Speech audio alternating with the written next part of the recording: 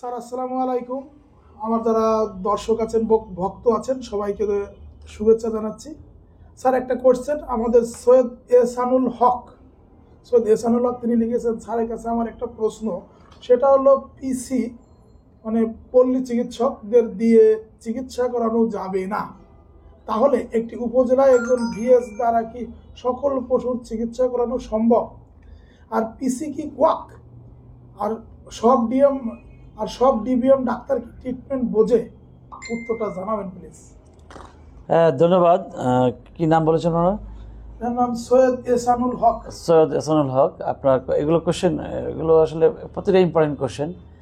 পিসি মানে quack, হাতুড়ে doctor, যাদের কোনো পুঁথিগত বিদ্যা নাই, তারা এবং মানে হাতে কলমে কোনো প্রশিক্ষণও নাই, তবে কিছু কিছু কী বলে যুব ইউনিয়ন থেকে কিছু করে আসছে, তারা প্রাথমিক চিকিৎসা করবে।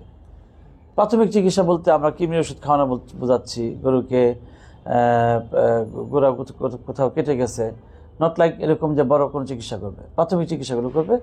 বড় বড় সিপিআর কেসগুলোতে ওনারা উপজেলা থেকে, আপনাকে জ্ঞাতার্থে জানাচ্ছি, উপজেলায় কিন্তু ম্যাক্সিমাম উপজেলায় আপনার দুজন করে ডাক্তার থাকে, একজন ভেটেরিনারি সার্জন, একজন ইওলো উপজেলা লাইফস্টক অফিসার। উনিও কিন্তু ম্যাক্সিমাম ক্ষেত্রেই ডিবিএম ডিগ্রিধারী হয়ে গেছে আছে।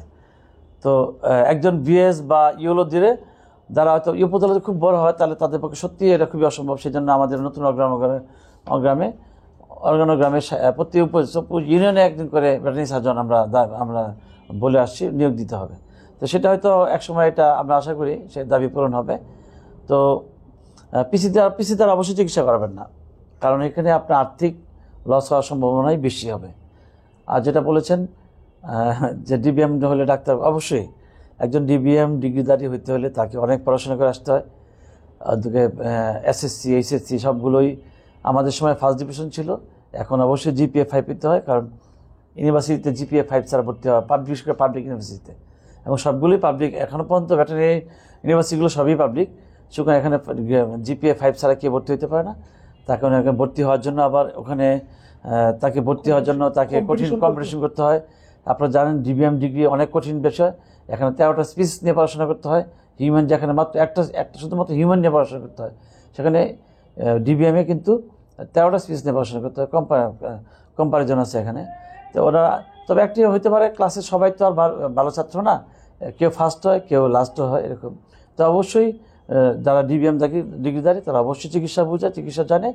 হয়তো কারো হাতে, আপনারা যেটা বলেন বাংলা কথা, কারো হাতে যশ ভালো, কারো হয়তো কম থাকতে পারে, সেটা হতে পারে, কিন্তু চিকিৎসা অবশ্যই বোঝে। ধন্যবাদ। অভিজ্ঞতার একটা ব্যাপার আছে। হ্যাঁ, রাইট। একজন পাশ করে আসলো কেবল, সে এখনই তো আর এখনই সম্পূর্ণ সে অভিজ্ঞতা, যত সে তার সার্ভিসের বয়স হতে থাকবে তত সে ভালো বুঝবে। হ্যাঁ, ধন্যবাদ আপনাকে।